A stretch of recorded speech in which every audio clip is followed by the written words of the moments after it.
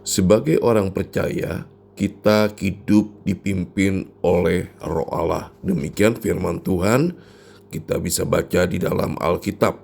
Dan kemudian juga Alkitab mengatakan bahwa kerajaan Allah itu bukan soal makanan dan soal minuman, tapi soal damai sejahtera, sukacita, dan juga kebenaran. Nah, kalau kita hidup dipimpin oleh Roh Allah, dipimpin oleh Roh Kudus yang ada di dalam kita, maka kita akan memperoleh hasil damai sejahtera di dalam hati kita. Nah, ada satu kisah yang menarik yang akan saya bagikan kepada Bapak Ibu Saudara. Saya akan kutip dari satu artikel. Demikian ceritanya. Ada dua orang saudara yang mengolah sawah. Sawah mereka terletak agak ke atas bukit, sedangkan sawah petani lain terletak di kaki bukit. Mereka mengambil air di siang hari dan tidur di malam hari. Suatu malam, ketika mereka sedang tidur, petani-petani yang sawahnya terletak di kaki bukit menggali lubang pada saluran irigasi yang mengairi sawah kedua bersaudara itu dan mengalirkan airnya ke sawah mereka. Esok harinya, kedua saudara itu melihat apa yang terjadi, tetapi tidak berkata apa-apa. Sekali lagi mereka mengisikan air ke saluran irigasi mereka, dan malam harinya lagi-lagi terjadi peristiwa yang sama. Ketika esok harinya mereka mendapati bahwa petani-petani yang sama telah mengulangi tindakan yang jahat itu, mereka tetap tidak mengucapkan kata-kata protes. Bukankah orang Kristen harus sabar? Peristiwa ini berulang selama 7 malam berturut-turut, dan kedua bersaudara tadi menanggung perlakuan tidak adil dengan diam. Orang akan mengira bahwa orang Kristen yang dapat membiarkan dirinya diperlakukan demikian tanpa pernah mengucapkan kata-kata protes, tentulah orang yang dipenuhi dengan sukacita. Sungguh aneh, ternyata kedua saudara ini tidak bahagia sama sekali, tidak sukacita. Itu bahkan menekan mereka sedemikian rupa sehingga mereka membawa persoalan itu kepada seorang hamba Tuhan. Setelah selesai bercerita, mereka bertanya kepada hamba Tuhan itu, "Bagaimana mungkin bahwa setelah mengalami perlakuan seperti ini selama 1 minggu penuh, kami tidak merasa bahagia, kami tidak merasa damai? Ada apa ini?" Saudara yang telah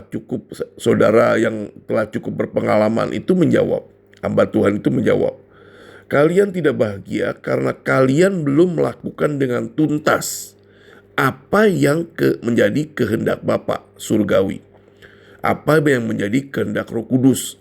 Kalian harus terlebih dahulu mengairi sawah para petani itu, baru kemudian sawah kalian.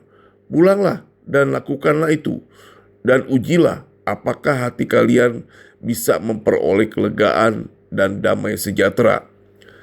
Mereka setuju untuk melakukannya, lalu mereka pun pulang. Esok harinya, mereka sengaja bangun lebih awal dan memulai hari mereka dengan mengerjakan pengairan bagi sawah para petani yang telah terus-menerus mencuri air dari sawah mereka. Lalu terjadilah hal yang mengherankan itu. Semakin lama mereka mengerjakan sawah para penganiaya mereka, semakin hati mereka bahagia. Pada saat mereka telah selesai menjalani sawah mereka sendiri, hati mereka benar-benar lega. Ketika kedua saudara itu mengulangi perbuatan mereka selama 2 atau 3 hari, para petani itu datang meminta maaf dan berkata, "Jika inilah kekristenan, maka kami mau mendengarnya lebih jauh." Di sini kita melihat adanya perbedaan antara hidup dengan hukum moral atau hukum Taurat yang tertulis dengan hukum roh dan kehidupan. Hukum roh dan kehidupan, yaitu di mana Roh Kudus yang memimpin hidup kita. Kedua saudara itu telah sangat sabar, bukan? Mereka telah bekerja di terik matahari untuk mengairi sawah mereka dan telah menanggung penderitaan tanpa berkeluh kesah ketika orang lain mencuri air mereka. Bukankah itu sangat baik secara hukum moral? Apa yang kurang sehingga mereka tidak mengalami damai sejahtera di hati mereka?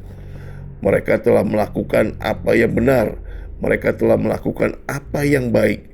Mereka telah melakukan semua yang dituntut manusia dari mereka. Tetapi Allah tidak puas.